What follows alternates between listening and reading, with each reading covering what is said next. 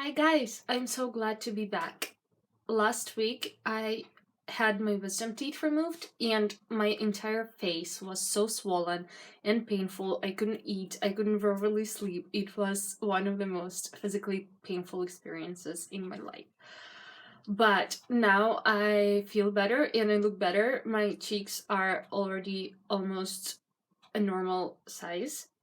So I'm back to filming and I'm so glad about it. And today I want to talk about something that I learned from my psychiatrist and I found it really interesting. So she told me that there is a 12 typical thinking errors that almost all of the people do. But there is maybe 3 or 4 that are characteristic for every person, and they kind of define their personality and their anxiety, or they can cause a lot of problems like depression and anxiety, and just in general the quality of life is not that good if you do this thinking errors. So I will quickly list them and tell you some examples of this kind of mistakes, and then in the end maybe talk a little bit about how to fix your thinking if you found this thinking mistakes to be true for you. Our thoughts are most of the time unconscious and we don't really control what we are thinking about, and it goes sort of like an autopilot.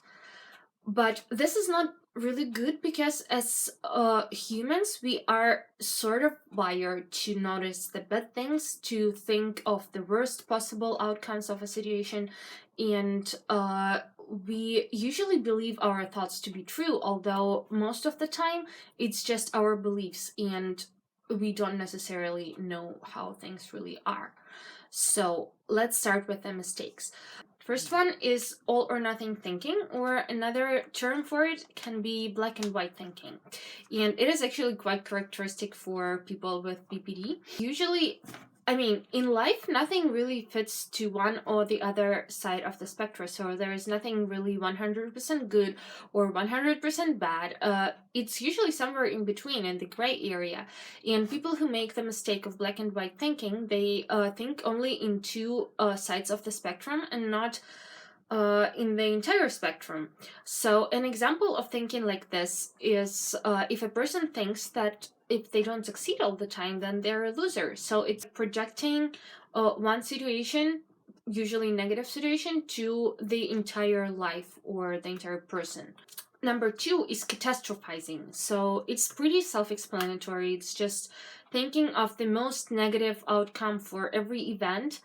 It just makes our life harder, and for example, if you go around and constantly think, I'm going to get fired, my boyfriend is going to dump me, I'm going to be broke, and then I'm going to become homeless, and then I will be a drug addict or something like that. And a lot of people always go around thinking about all the bad things that could happen, and this is just bringing unhappiness into your life, and it doesn't do you any favors. So if you're doing it, please stop. Number 3 is devaluation of positives.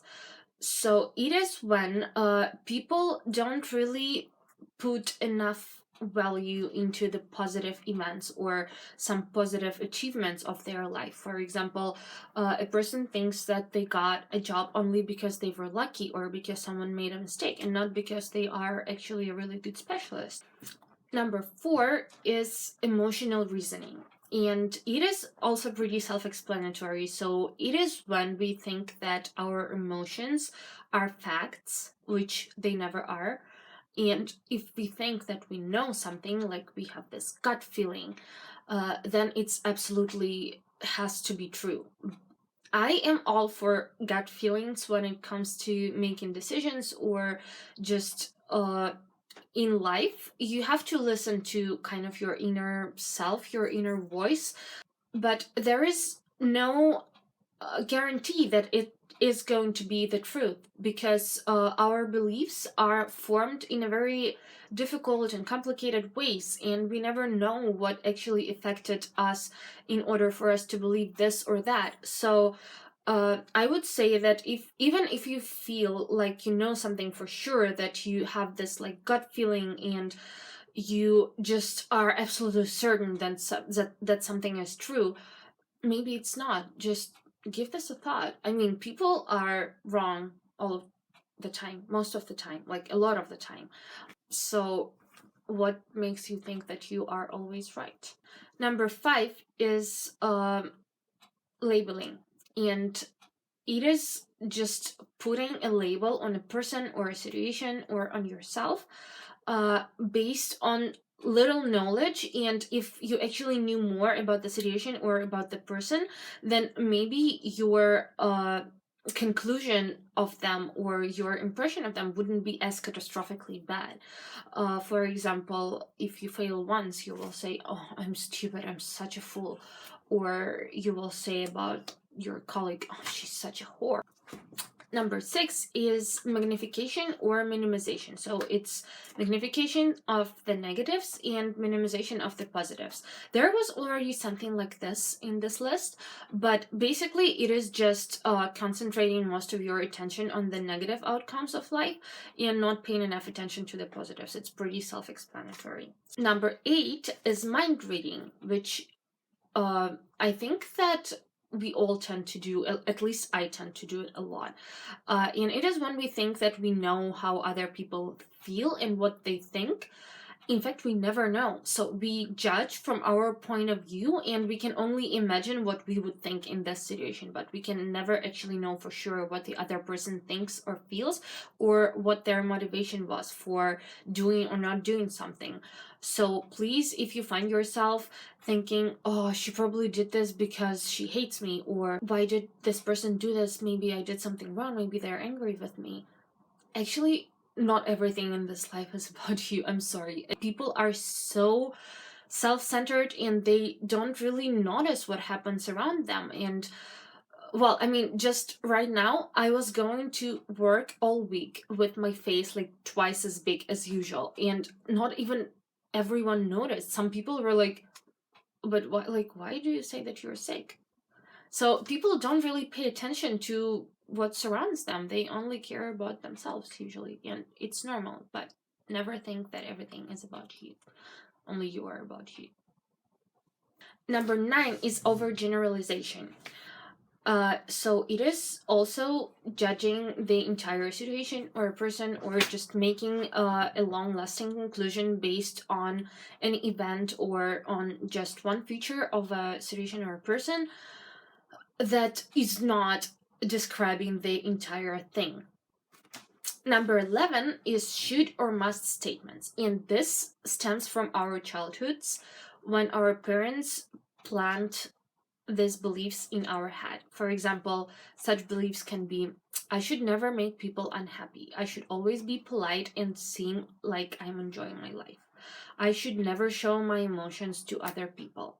I should never bother other people. I should always be the best at everything that I do, and otherwise I will be a loser." And beliefs like that, they just really downgrade our lives, because we don't have to be anything. We don't owe anything to anyone, really. We just need to try to be happy as possible, and thinking that we owe something to someone or to ourselves is not going to help that. So please try to kind of think of what your personal beliefs are and maybe work on them. Another thing is a mental filter. A mental filter is also something that we acquire with our upbringing or maybe from our childhoods, and it's beliefs about ourselves and about the world that shape our overview of the world and of ourselves. For example, if we believe that we are ugly, no matter how many times people will tell you that you're pretty, you will think that you're ugly and other people are just patronizing you. Or if you think that the world is a violent and unsafe place, you will only be looking for proofs for your beliefs, and the world will seem unfriendly and violent to you because you are only looking for proof of what you already believe in. And the last thing is tunnel vision. And tunnel vision is when you only concentrate on one thing and you don't pay attention to the whole picture. So, for example, you only focus on the negative aspects of the situation. And as I said, there is nothing totally black or totally white in our life. Every situation has an opportunity to learn, no matter how bad it can be in a short run. Usually what happens to you is really, really necessary for you to grow as a person, or it will benefit you in the long run, and in a year or a couple of years you will understand that what happened to you was actually very good, because if it didn't happen to you, then a lot of awesome things wouldn't also happen to you. And I think that all of these mistakes are pretty generic, and I think that every person, almost every day, we make them.